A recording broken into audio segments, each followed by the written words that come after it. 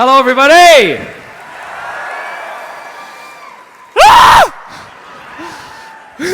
Can't believe how lucky I am, how excited I am. I'm just going to have a little bit of a fanboy fangasm moment. They're all back there. And I was in a room with them. None of them talked to me. It was amazing. Just kind of walking, going, hey, how you doing? How's everybody doing? Good, good. And who are you? No, never mind. Are you excited as I am? Great, great. It's going to be a fun evening. I'm going to do some questions myself and kind of do it in a Jeremy Kyle kind of situation. I'll be asking for their DNA all over me later.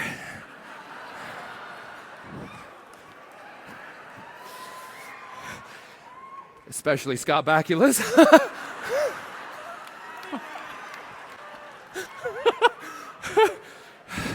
Oh, this is what I like. Hello, Mark. Everybody, just stand there for a minute, Mark.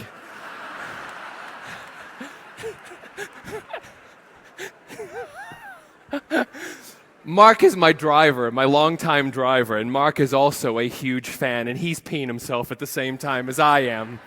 He was so excited he got lost coming in tonight. I'm just waiting to find out if we're ready. I'm getting the thumbs up. So, on that note, just give me a second here.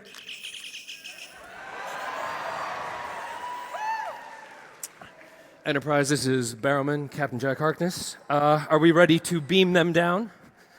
Thank you very much. How was that? Ladies and gentlemen, he played Captain Jonathan Archer. Please welcome Scott Bakula!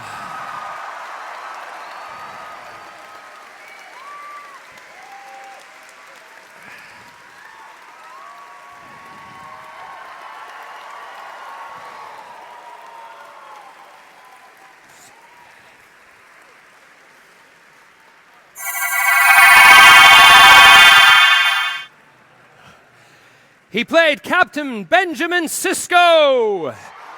Welcome, Avery Brooks.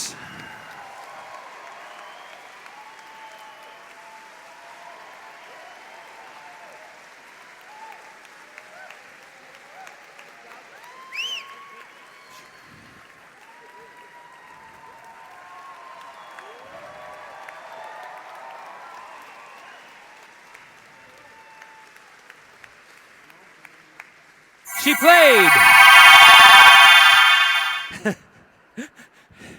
Captain Catherine Janeway. Welcome, Kate Mulgrew.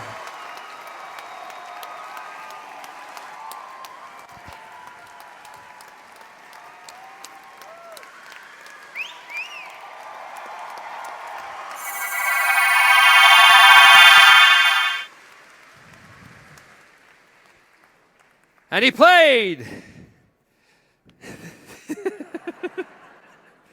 My cars have gotten screwed up here. Captain Jean-Luc Picard. Sir Patrick Stewart.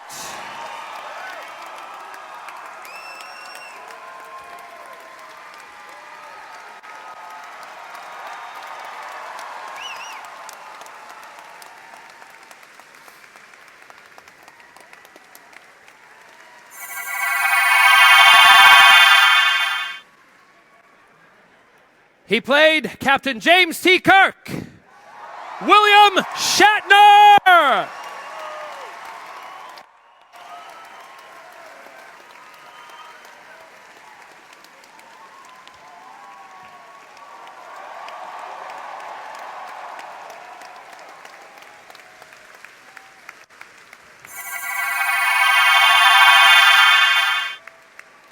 How do you do, sir?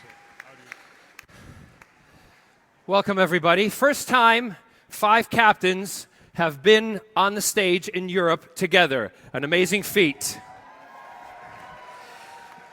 If I can start off first, guys, by taking you back, jumping back, time traveling a little bit to the first day that you were on set.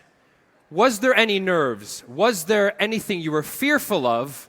Or is there a memory that you have of that day that sits with you to this day? I'll start off with Bill. Well, that's so far back that I can't remember. Everybody else has less time here. What was the question? You want to know what was it like? Were you nervous on the first was day I nervous of film? on the Yeah, were you set? scared? The first thing I had to do on set in the first episode was punch a stuntman so he took a fall. And when he took the fall, his pants split.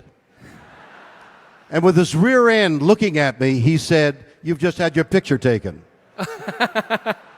That was my introduction to Star Trek, and we've gone downhill ever since. Patrick. Yes. Any memory? Any fear? Help. Oh, there we go.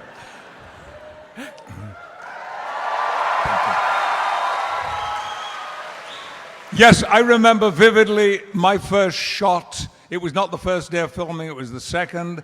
I had to walk along a corridor and meet Riker and Wesley Crusher getting out of an elevator. And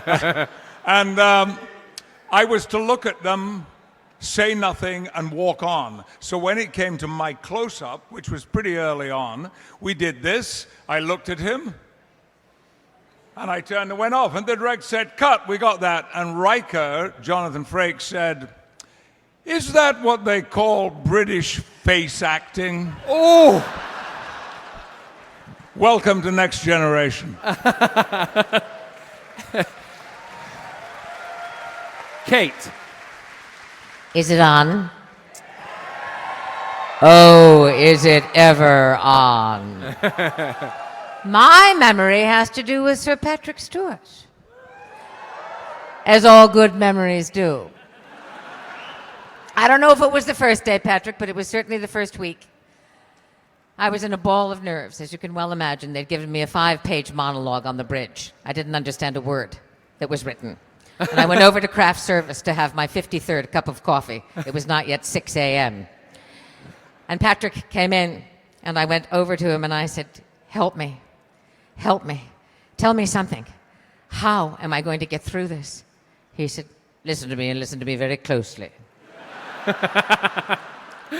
After 7 years, you shall look back on this, and you shall consider this body of work the proudest work you've ever done.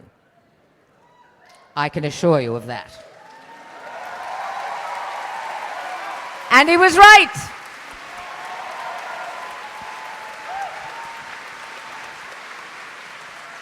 Avery. Yes. Any memory, any fear, anything that sticks out? I don't think. I was trying to remember the first shot. I don't remember that quite. But I think there was too much to do for me to be afraid. I was looking at that. I said, well, I might as well just go in here and go to work, because there was so much ahead of me. But I will tell you that I was nervous about working with Patrick Stewart. We have this one scene together. One. And I said, uh-oh. Because that's the scene everybody looked at when I first did this screen test thing, you see. So I said, well, I guess if I don't get it right this time, they won't fire me. And you were there a long time. In what, that scene? No.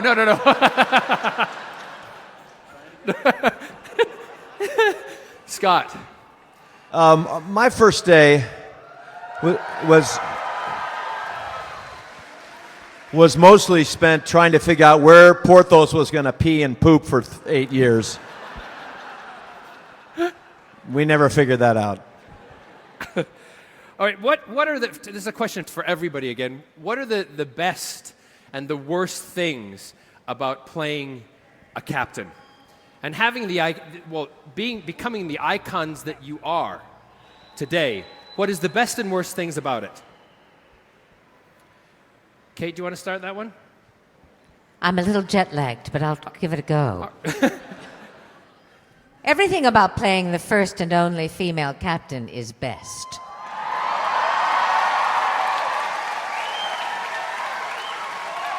I realized that I was making television history, Hey. and I realized that I was going to have to do my level best to make you all follow me. And I thought about it a lot, and I have to say, if this is the beginning and the end of my obituary, I think I'd be quite happy. Thank you.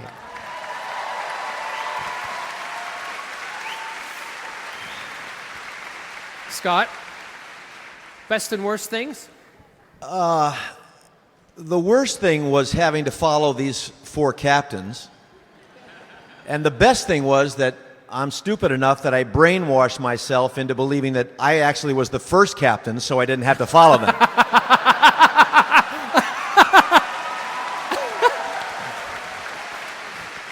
Delusion is good. Delusion is very good. Bill. Well, the best thing about being the captain is you're given lines to say that order people around. So, you sit down, people listen to you. So you're under the illusion people are listening to you. And then the worst thing is you realize they're not. Avery. I have no idea. I mean, just as Kate was talking about or alluding to, somebody asked me one time, what does it feel like to be the first African-American captain? Well, but that's an interesting entry, but the point is there's nothing to play. I can't play being colored.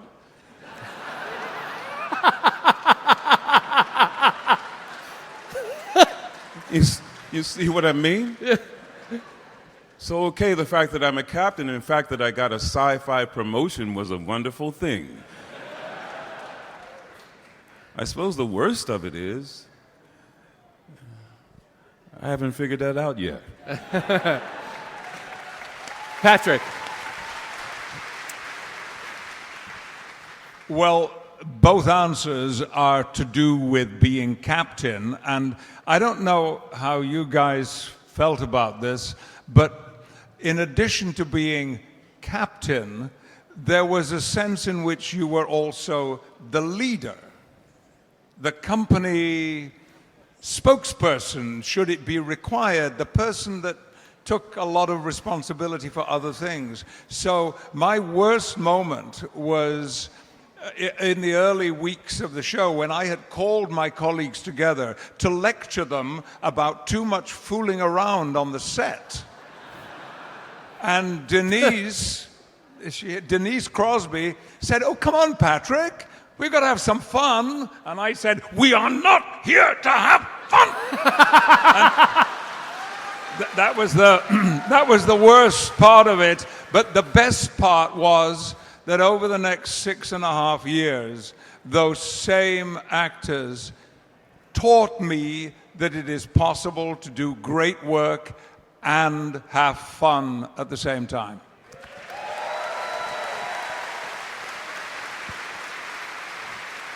I'm going to throw one question out to the crowd, mix it up a little bit. Gentleman there with the microphone. Question from the audience. Anybody? Raise your hand. Don't be shy. Yes. Hi. I'd hate myself forever if I didn't ask this, but today is actually my birthday. Happy birthday. Now sit down. No. It would just be great if I'd get the 5 captains to sing happy birthday. Oh, no, I don't. Oh, here we go. All right, you asked for it. Everybody. Everybody, here we go. What's your name? What's your name? What's your name? Richard. Richard. Happy birthday to you. Happy Everybody. birthday to you. What's his name? Happy birthday, dear Richard. Break it down, break it down. Happy birthday to you.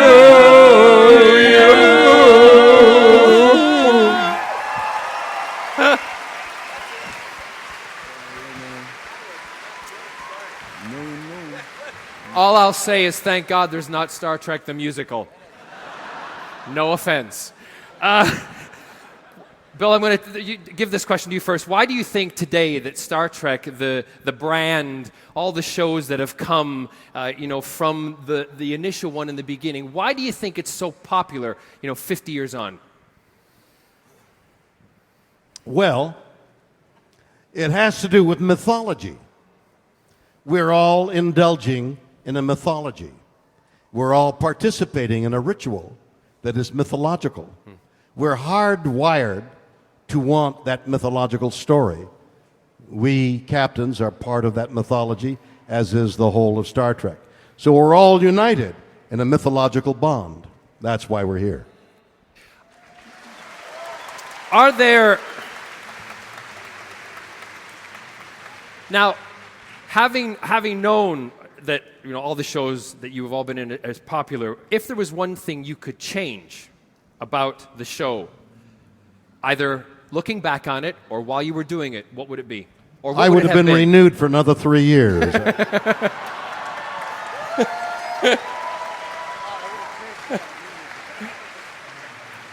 Scott? That would be my answer as well.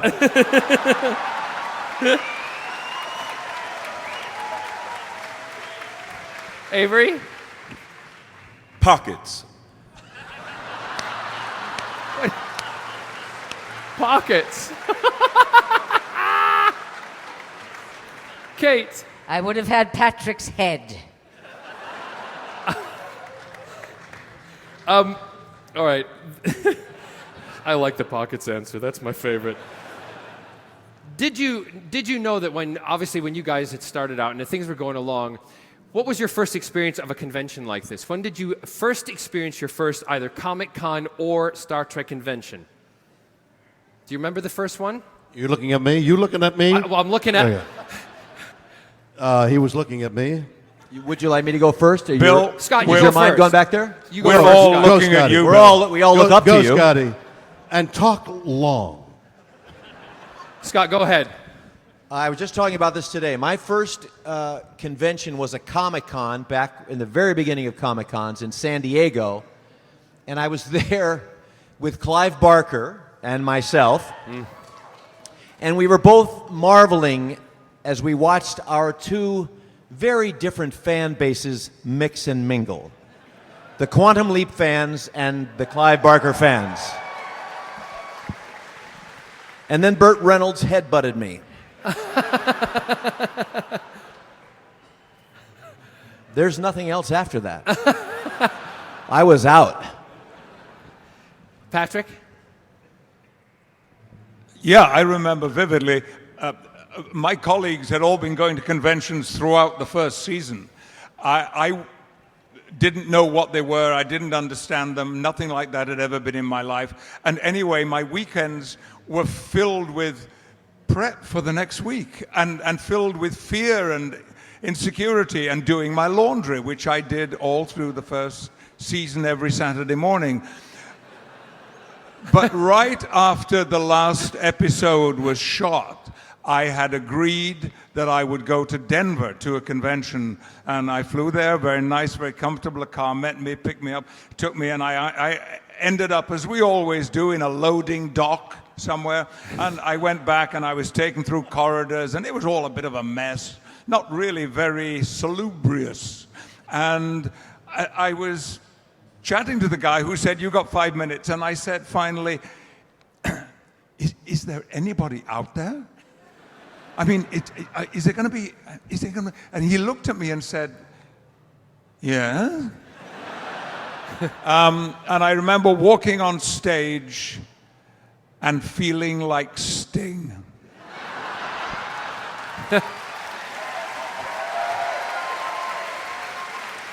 I'm totally intrigued with the vision of Patrick Stewart being filled with fear and anxiety doing his laundry. You put a coin in the machine, little soap, and that's it. Why are you fear?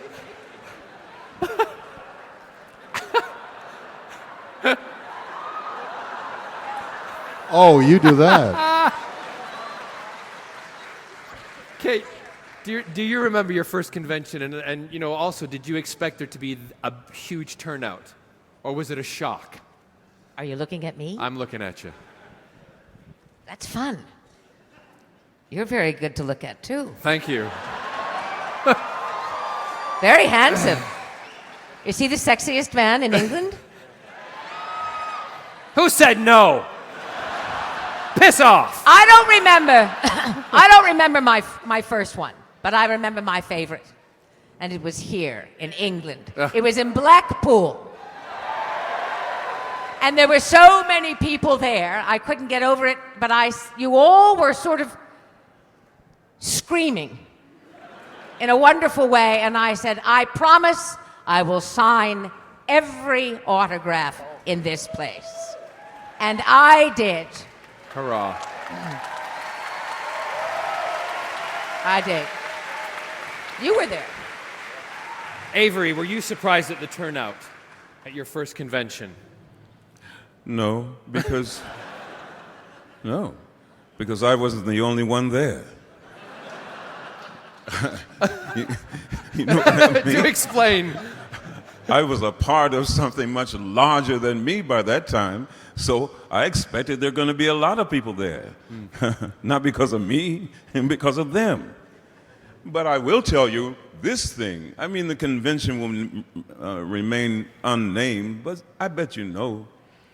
You know, the first time that I started to sign autographs, and these people, you know, the event people, volunteers, I suppose, or whoever they work for, treated the people like cattle. Oh, yeah. Like, you know what I'm saying? Say, you're moving too slow, Lee. Is that right?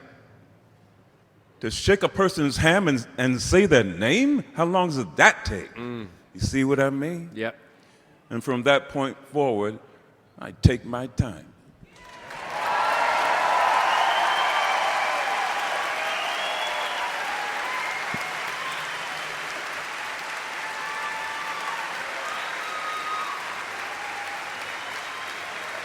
Well, I know that's very much appreciated by everybody. Let's jump to a technology question. That was a pandering statement if I ever. Panderer! Tomorrow when he does his autographs, everybody go slow. A technology question. Did any of you ever think that any of the technology from the show would actually come true? You're looking at me? I'm not looking at you this time. It looked like you were looking at me. I'm gonna look right at Patrick. You looking at me? Well, I can tell you that there are, at this moment, people in this country who are working on a kind of fairly simple, basic medical tricorder. Yes. A scanner, in other words, handheld. They're in this Well, room. actually, it's a 10 million global competition being run by X Prize, who they're here this weekend. They are here, Qualcomm. and it's to create a real life medical tricorder. Well, and do you think? I mean, I remember my parents saying to me when I was younger, when they were growing up, they used to read Buck Rogers comics. My dad did, never thinking that one day a man would end up on the moon or there'd be space travel. And lo and behold, all of a sudden we're doing it. Do you think that something like the tricorder or anything? Well, I want you to put yourself in my place. Standing at a crowded airport, Motorola had given me one of their first phones, and I'm standing not really cognizant of people passing by, and I flip out the Motorola phone.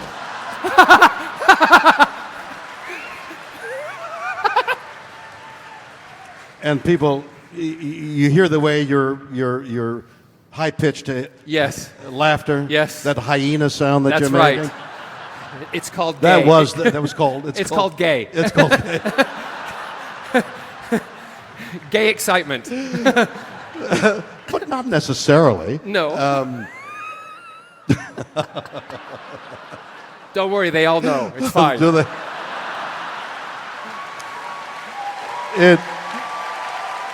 it comes as news and a shock to me, okay? I should have. That was the laughter I heard in the airport. Right. when But I a flew. lot of the, like you're saying, the medical technology, I mean, for instance, scanners, body scanners. I mean, do you ever think that one day there might be a way to materialize food in front of you? I mean, all the different technology on sci-fi shows tend to one day come true. Yeah, I have the materializing food technology. It's called a cook.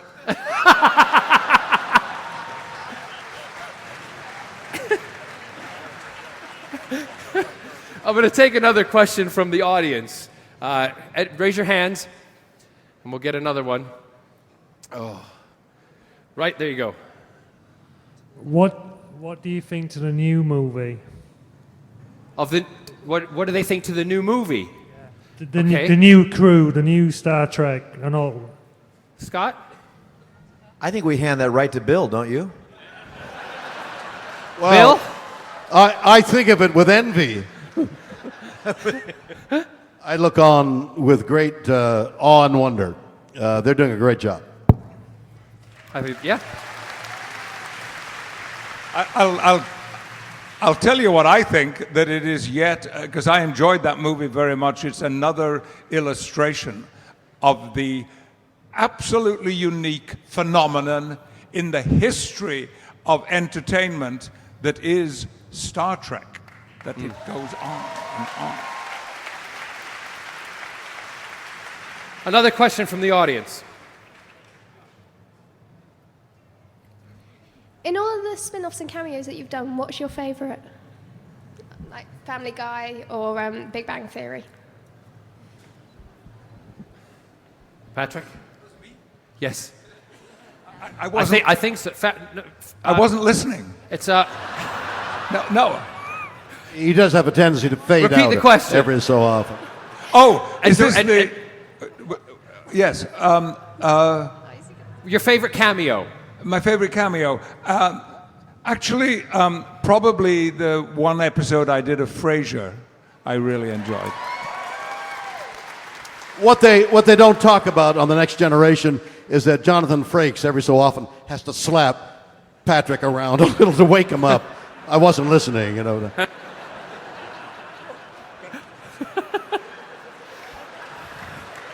What is Avery? This one. What is the best thing that's happened to you as a result of being involved in the Star Trek world? It remains to be seen. Being here, Better. but Okay. not as much reaction as yours. I think, without question, it's women in science, helping women in science. And, yeah. I've actually really seen that grow as a kind of result of it. So it's extremely gratifying. And Scott, yourself? I'm constantly amazed and happy to be a part of this phenomenon, really, and the phenomenon that is the fans and all over the planet is still is an amazing thing to be a part of. It blows me away. I'm looking at you now, Bill. The best thing that's happened to you over your career because of the Star Trek world? What's the best thing that happened to me? Yeah. What's the best thing that... Well, so much flowed from being on Star Trek. Although my version of Star Trek only lasted 3 years, from that whole lifetime of adventure, the journey changed once I had finished with Star Trek. Mostly to the great good. So everything really came from Star Trek for me. Patrick, in the next 50... No, you can answer that one too. It's very simple. It's friendship.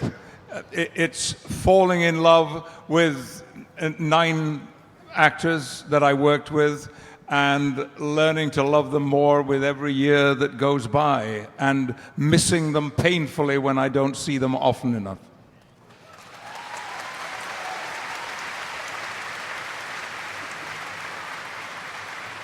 Another question from the floor. Hi, everyone. I was just wondering if you, Avery Brooks, if you would ever want to do a movie of Deep Space Nine, like the Search for Cisco. Thank you.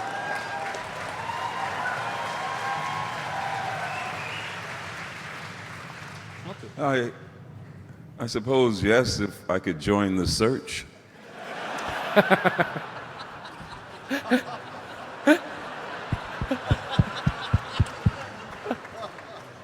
Which would in part mean that they'd have to pay me more money. But I will say, well, this is the truth. You better hurry up if that's what you have in mind. You see what I'm talking about? That was 20 years ago. Huh? You better hurry. So in a follow-on from that question, what would it take if they came to you guys and said, we're going to do a movie where all of the captains end up meeting in an anomaly, a time anomaly, and they have to get themselves back to their own time? What would it take to get you back in the captain's outfits? Oh, well, we know money. We want to hear the emotional answer. Thank you. That's all it would take. Or please. Would any of you not want to do it? In fact, when Next Generation and our run of movies was canceled by the studio because, in their glorious words, we were suffering from franchise fatigue. Oh.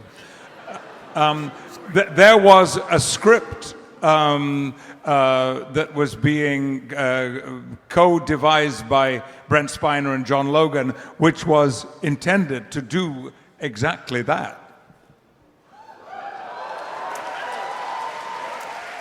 Do you think there will ever be any chance it'll be brought back up?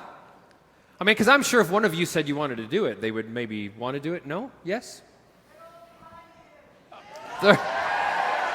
They're all behind you. Yes, they are. I don't know if I want to work for Spiner. Take another question from the crowd, right here, this gentleman. For each captain, what was your most embarrassing fan moment? Who would you like to start with? Can we start with Bill? We'll go right down the line. I'm looking then. at you, Bill. I'm looking at you. That's right. I find every van and their adulation embarrassing. But perhaps the lady who brought out her left breast to be signed. I poo-pooed it. I signed away and then wrote a treatise. Was that a sacrifice, Bill? Size D.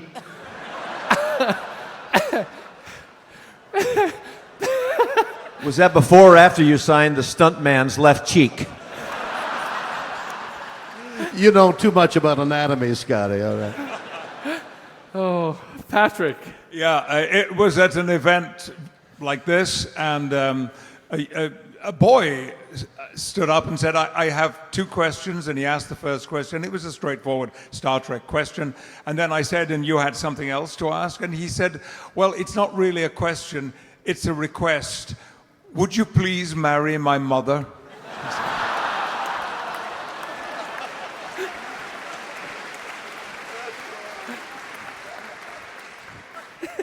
Mine was about marriage as well. I was at an event and two women came up to the stage and they said, we're desperate to ask a favor of you.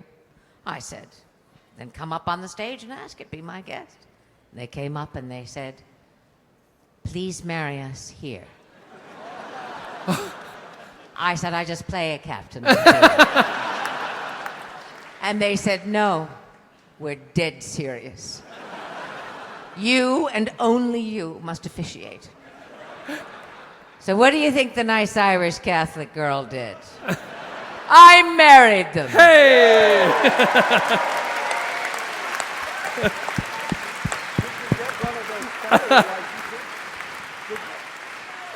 Avery?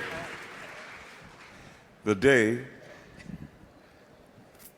that these men on the crew were so relieved that I didn't have a disease in the back of my head. You see, this wonderful man who was doing the hair, and I had hair in the beginning, decided that he knew exactly what to do. And he was very famous in the industry and having done very famous people, and they believed him, and so did I. Until one day, he was cutting my hair. And then I felt this rapid patting. So I know what this is. I finally said, let me see a mirror, please. And so the back of my head looked like, what is the most famous golf course in the UK? St. Andrews. St. Andrews. You see? With all the traps and the whole thing? Yep. Yeah. That's the way the back of my head looked. Now, the crew didn't say anything. This was the pilot. So in the meantime, they were putting this stuff that looked like hair in the back of my head, et cetera, but everybody knew it wasn't. And then finally, one day, you know, it was all explained to them, and they had some master come and do my hair. I said, well, what was the matter? And they fell out, started laughing. I said, what? We really thought you were ill, and we were afraid to say so.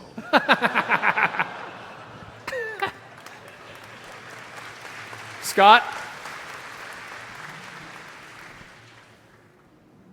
I don't have anything. No embarrassing fan moment? No proposals? No signing of butt cheeks? No. Really? Well, I never get fun stuff like that. Let me change that for you.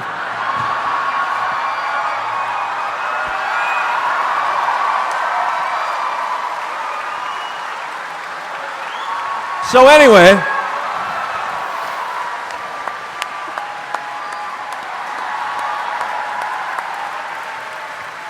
Did you see how willingly he flung his rear end at you, Scott?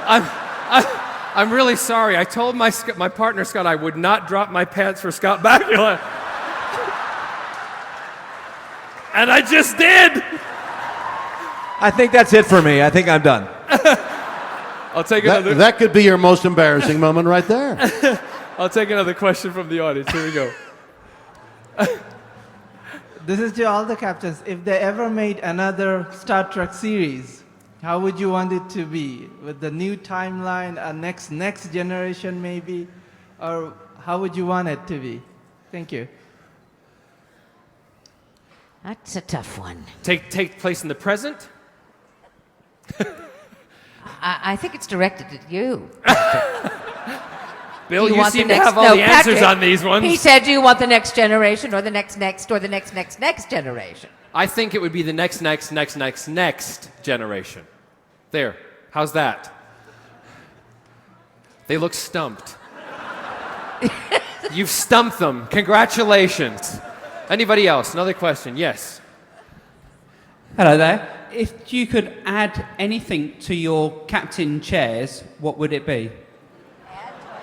Add anything to your captain's chairs, what would it be? Let's make that, fun or part of the show. What would it be? A Twitter account.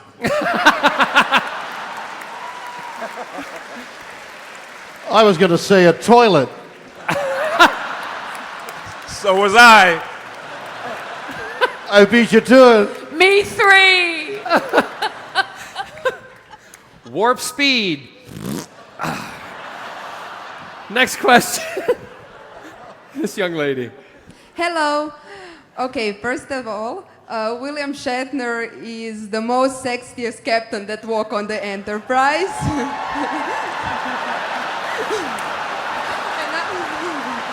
And now he's not signing your boob. You've offended. No, come on. Look, you've offended them. I thought Kate would be the most offended by that. Anyway, your question. Okay, and the question is, William Shatner, would you go in Croatia with me? Go in the what? She said, would you go to Croatia Oh, with Croatia her? with Croatia. It depends. The Let me following take a look. days. I might go anywhere with you.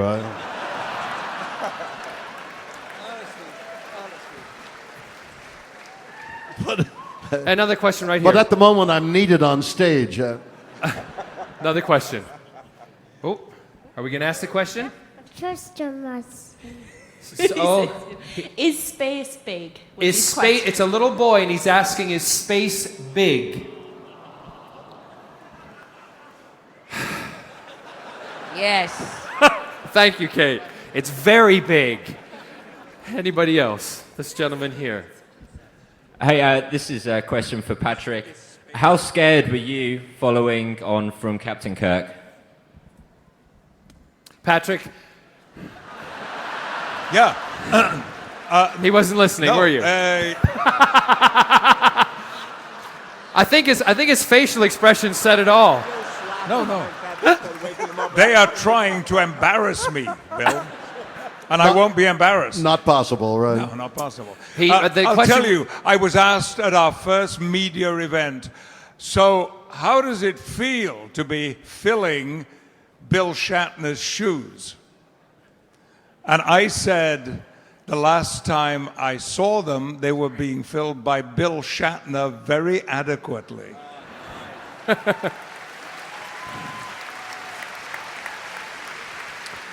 You are a unique and lovely, loving person. One of the great people I know in this world, Patrick.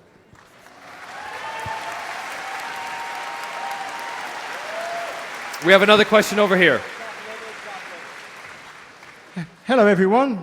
You Good to panderer, see you. Over this side. Go ahead. Good to see you all looking really well. I've got a question.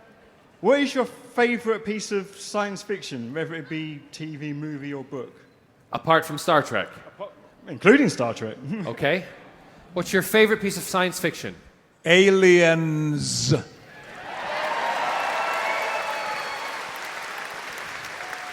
Avery? The books of Octavia Butler. The Continuum. Scott? Martian Chronicles. Nice. Who said Quantum Leap?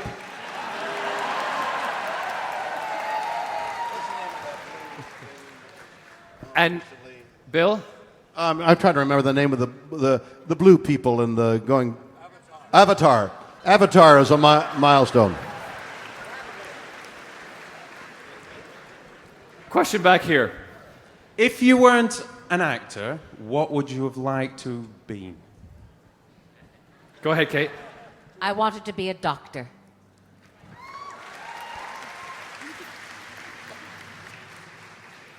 Go ahead, Scott. Yeah, what would you have wanted to be if you were not an actor? Probably a professional tennis player or soccer or football, as you call it over here. A professional athlete. Avery? Very noble. A doctor. Patrick? A concert pianist who got knighted.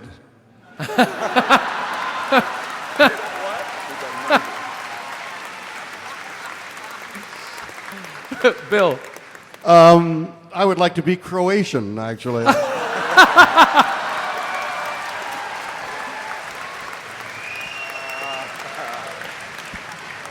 We'll do two more questions, and then unfortunately we're going to have to wrap it up. So this one here, go ahead. Hi, I wanted to know if you are a believer. I mean, if you really believe in alien life. Do you really believe in alien life? Why not? Yes. Yes. Yes. There's no question that life exists in the universe. No question. What form it takes is yet to be seen. We're a minor planet.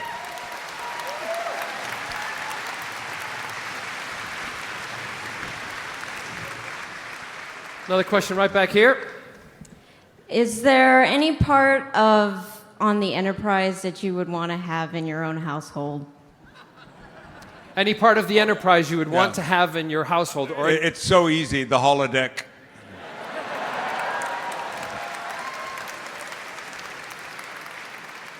Actually, I've got a close resemblance to it. It's called Two Grandchildren. That's the last one. Last question. Last question right here from the audience. Hi.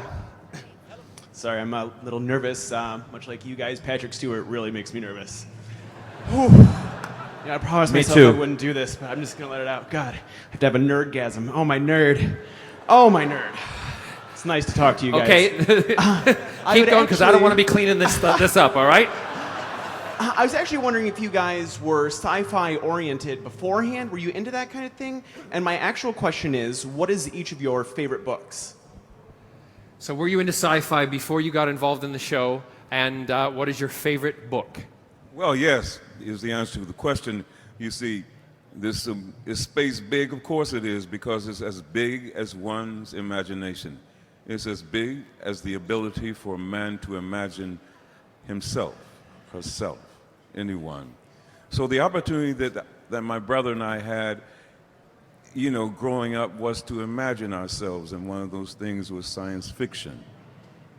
And what I've often said, you know, the older I got in reading, you know, about this power, this gift we have been given to imagine things, is to imagine how we can be better in that way.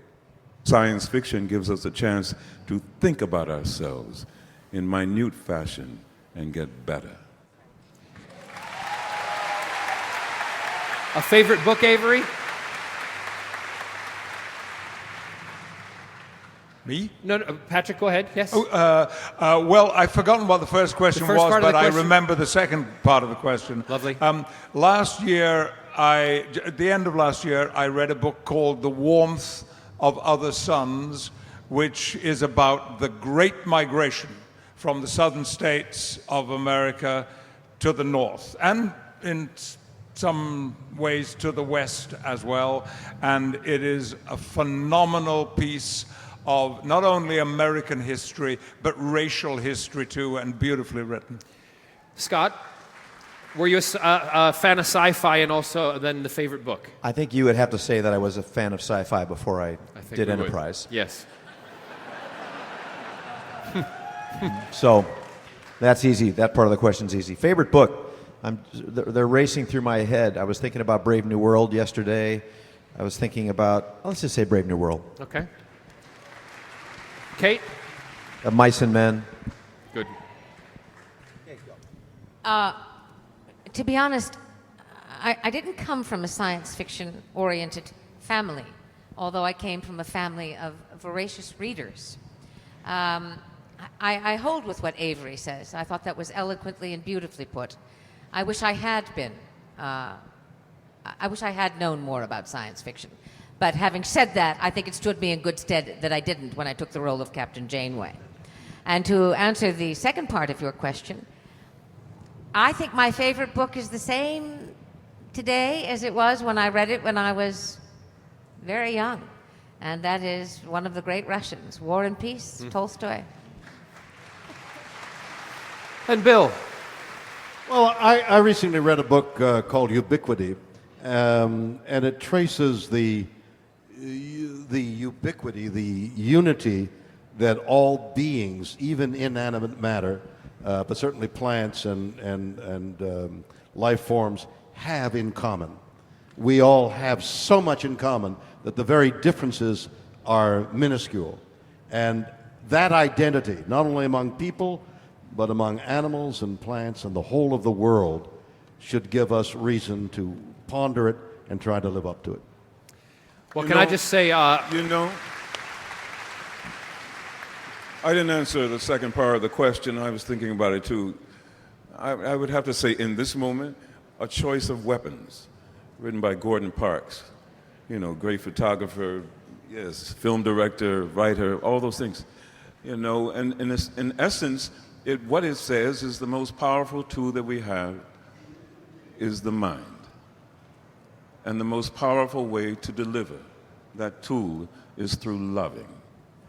So that we have a choice.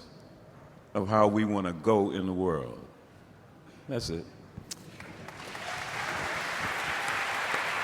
Well, can I just say on behalf of everybody here, thank you all very, very much.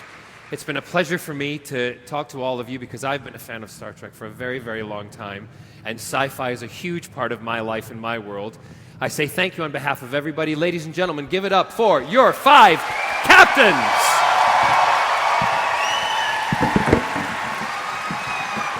Bill, Patrick, Kate, Avery, Scott.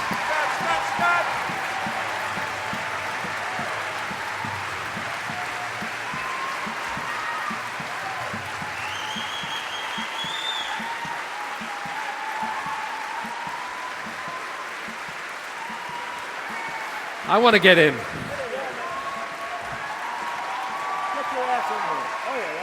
And now, time to beam us up. Nice. Beam us up. Oh, memory of Scotty. Good night, everybody. Thank you very much.